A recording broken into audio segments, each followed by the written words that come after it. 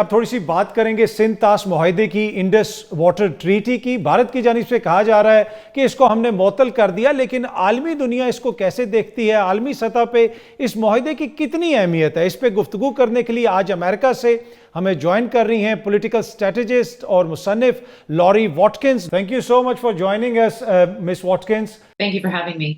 To begin with, when it comes to maintaining peace between India and Pakistan, how significant is Indus Water Treaty?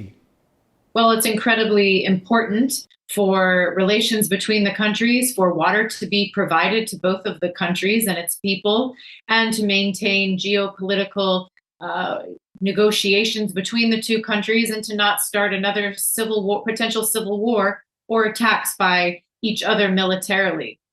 And Laurie, when it comes to maintaining or promoting water security within the framework of IWT, Indus Water Treaty, is there a role US can play there? Well, the IWT is still one of the only few success stories between Pakistan and India, and the United States should want to maintain its support, not by being a negotiator per se, but a convener, and support regional climate issues. You have flooding going on right now in the region, which is causing major disruptions. People are having to leave and to move, etc. And also the United States can continue to instill and support and encourage confidence, building with the measures between the two countries, but also peace and development. This isn't just a technical document. This is an important treaty between the two countries that should not be weakened whatsoever. And the fact is that the two countries need to work together to build trust and confidence with one another, because that's the only way I see a path forward. But the United States is helpful in these matters. Right. And do you believe suspension or just even weakening of Indus Water Treaty could become a flashpoint for a conflict in this region in South Asia between India and Pakistan? Yes, obviously, it could definitely result in military action. It could collapse diplomacy between the two countries, and it can also incite or encourage some of these terrorist proxy organizations to see that there's opportunities for them to create chaos, murder innocent people, and just continue to be a facilitator of disruption between the two countries. So I think legal arbitration provides structure. Diplomacy is another essential tool for managing tone and perception between the two countries, goes with that trust and confidence that I mentioned. Also, multilateral platforms like the World Bank, they could get involved, but core of disputes resolution must be trust building within India and Pakistan to continue to move forward and not use this as a tit for tat kind of situation between the two countries. They are incredibly, their border is close to and from. You have major countries that are bordering both countries that are dealing with their own geopolitical issues involving war as well. Afghanistan, China has an issue.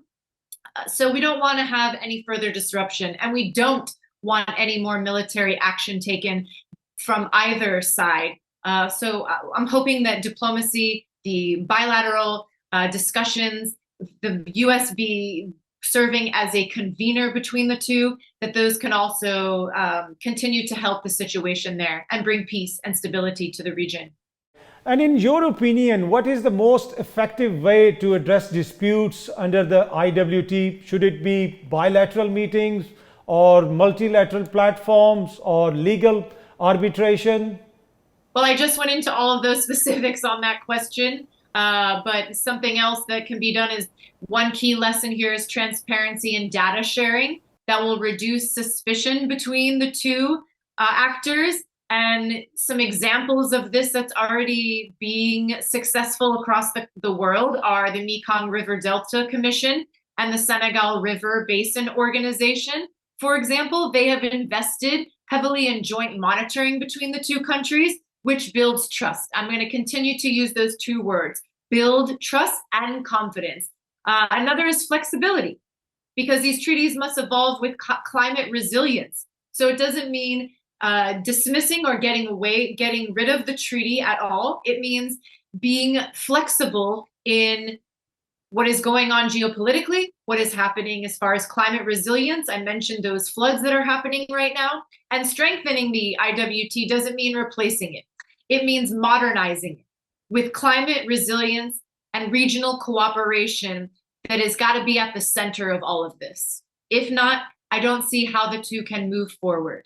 But the United States remains a friend to both countries, remains an ally, and the more that we can see further success between those two as a convener, then I think that that's going to be a better situation than where they are now.